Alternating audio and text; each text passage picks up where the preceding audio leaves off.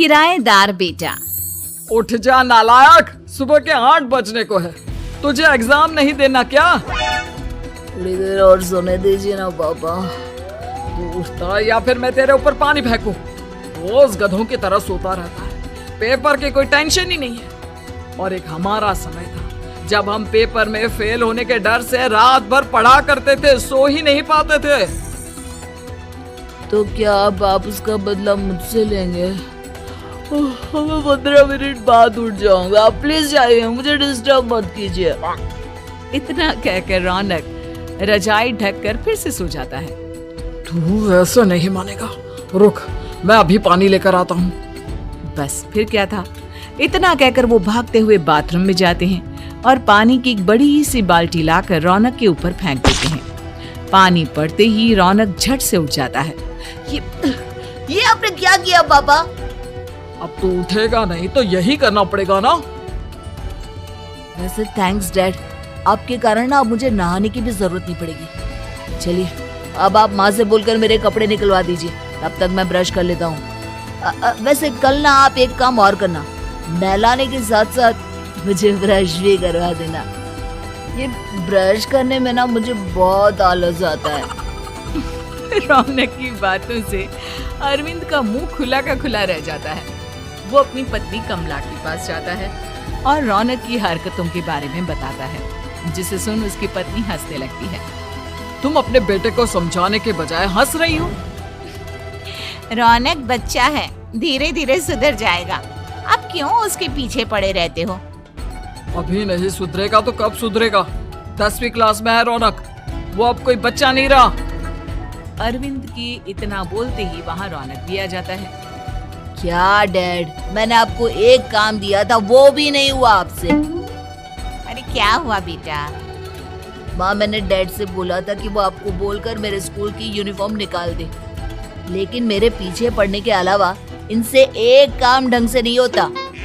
देख रही हो कमला, देख रही हो अपने लाडले को? अरे आप चुप रहिए जी।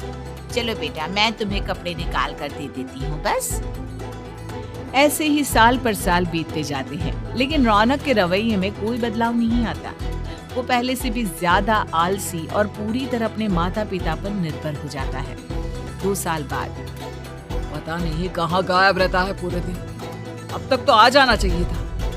अरे आप इतनी फिक्र क्यों कर रहे हैं उसकी? दोस्तों के साथ खेल रहा होगा, आ जाएगा अभी। ये कोई टाइम है खेलने का? 10 बजने वाले हैं, इतनी रात में कौन खेलता है? कमला कुछ कहती उससे पहले ही रौनक वहाँ आ जाता है। मम्मी जल्दी से खाना लगा दो, बहुत भूख लग रही है।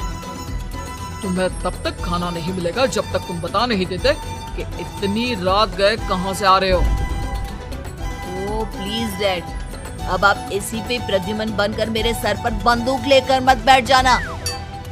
फालतू की बकवास बंद कर और बता कहाँ से आ रहा है। माँ अब समझाइए ना डैड को। बता देना बेटा, इनको भी तसल्ली हो जाएगी। आप बोल रही हैं तो बता देता हूँ, मैं दोस्तों के साथ मूवी देखने गया था, इसलिए देर हो गई। तो इन सब चीजों में मेरे पैसे उड़ाता है। कभी 1 रुपया कमाने के बारे में सोचा है तूने?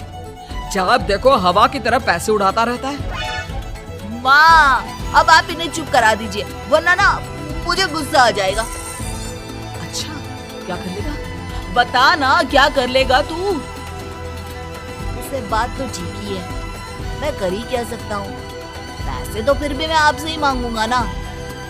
चलिए अब ये सब बात छोड़िए और मम्मी मेरे लिए खाना लगा दीजिए। अभी लगा देती हूँ बेटा। मैं बता रहा हूँ कमला, एक दिन ये ऐसे ही बिगड़ जाएगा। ओफो, आप क्यों इतना पीछे पड़े रहते हो मेरे बच्चे के? बात की बाद में देखेंगे, अभी आप शांति से उसे खाना खाने देंगे। अगले दिन। डैडी मुझे 10,000 रुपए चाहिए। हाँ? अब इतने पैसे क्यों चाहिए तुझे?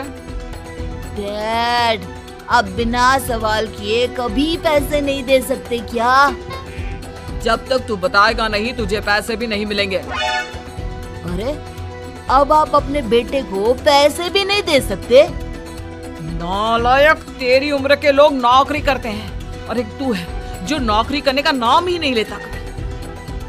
आप लोगों के होते हुए भला मैं नौकरी क्यों करूं? अरे हम कब तक पैसे देंगे तुझे? तुझे भी तो अपने पैरों पर खड़ा होना होगा ना। कौन सा उधार के पैरों पर खड़ा हूँ? अपने ही तो पैरों पर खड़ा हूँ मैं। इसी तरह रौनक दिन प्रतिदिन लापरवाह होता जाता है। उसकी लापरवाही को देखते हुए अरविंद और कमला अपने बेटे की शादी कराने का फैसला लेते हैं और 1 महीने के अंदर अंदर ही रौनक की शादी मेघा नाम की लड़की से करा देते हैं। शादी के कुछ दिन बाद, रौनक मुझे एक अच्छी सी साड़ी चाहिए, आप ला दोगे ना? हाँ क्यों नहीं। कितने तक की आती है साड़ी? यही करीब 5,000 तक की। तुम चिंता मत करो, मैं आज ही डैडी से पैसे मांगकर तुम्हारे लिए साड़ी ले आऊंगा। आप कब तक ऐसे ही अपने पापा से पैसे मांगते रहेंगे? कोई अच्छी सी नौकरी क्यों नहीं कर लेते आप? डैड के होते हुए मुझे नौकरी करने की जरूरत ही क्या है? पर आप ऐसे कब तक उनसे पैसे मांगते रहेंगे? कुछ आपको अपने दम पर भी तो करना होगा ना। अब तुम भी बाकी लोगों की तरह मुझे ज्ञान देना शुरू मत कर देना। साड़ी चाहिए ना तुम्हें, मिल जाएगी बस।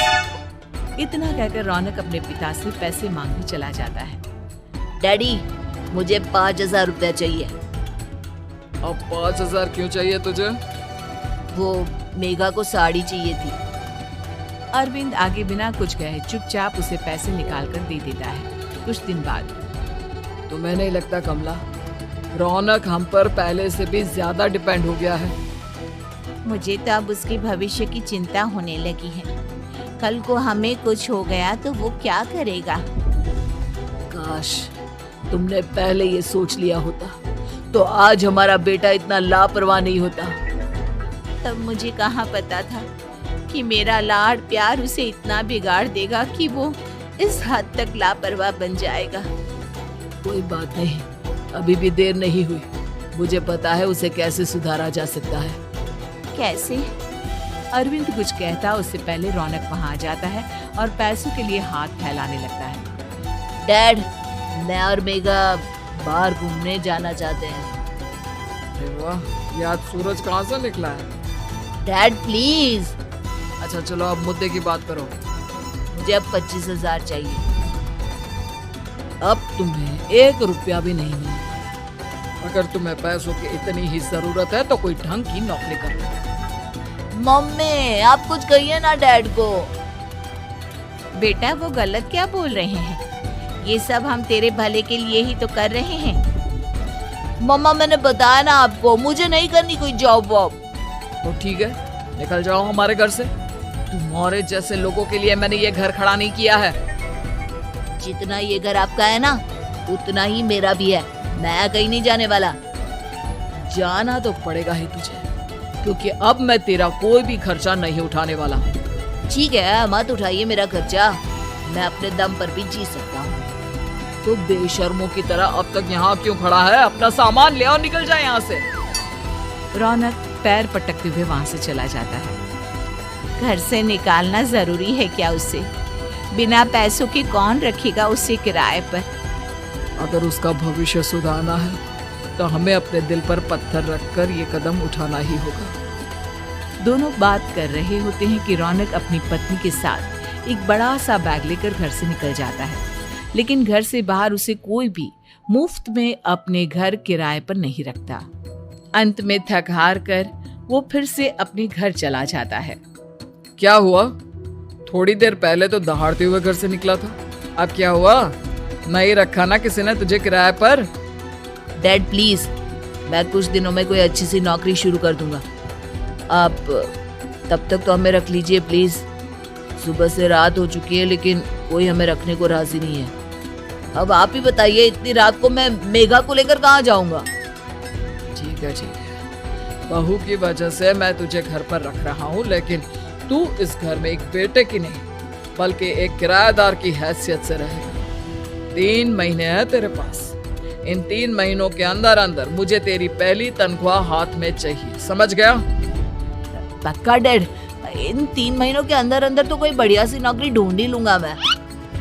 ऐसे ही धीरे धीरे समय बीतने लगता है और अरविंद के दिए 3 महीनों में से 2 महीने बीत चुके होते हैं। पापा जी ने हमें 3 महीने दिए थे, जिसमें से 2 महीने तो बीत चुके हैं। अब ये आखिरी महीना बचा है।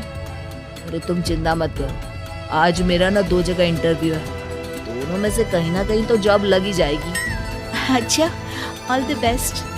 रौनक इंटरव्यू के लिए निकल जाता है, जिसके बाद शाम में रौनक घर आता है। कैसा गया इंटरव्यू? आपकी नौकरी लगी या नहीं?